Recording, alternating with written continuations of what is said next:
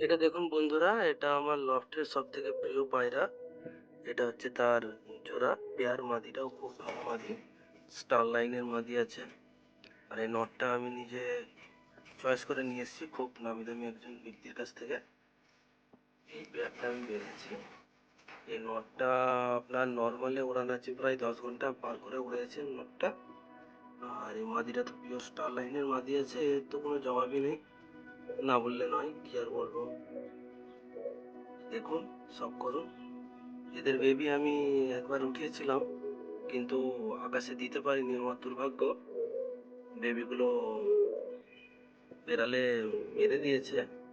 তো চেষ্টায় আছি, নেক্সট টাইম এদের ডিম বাচ্চা করে নেক্সট বাচ্চা আমি উড়াবো, আশা আছে। ইনশাআল্লাহ পরবর্তীতে উড়ানো হবে। তো দেখুন, আপনাদের দেখাচ্ছি আমার পেয়ারটা কেমন লাগলো বলবেন, ঠিক আছে? এই পেয়ারটা খুবই দুর্দান্ত পেয়ার।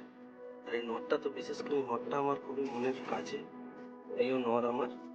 এটা দেখে বুঝতে পারছেন পুরোনো জেনারেশনের পায়রা আছে, এবং চোখে কালো দানা ভর্তি, দানা ভর্তি চোখ। দেখুন। ঠিক আছে বন্ধুরা, এই বলে ভিডিওটা এখানে এন্ড করছি।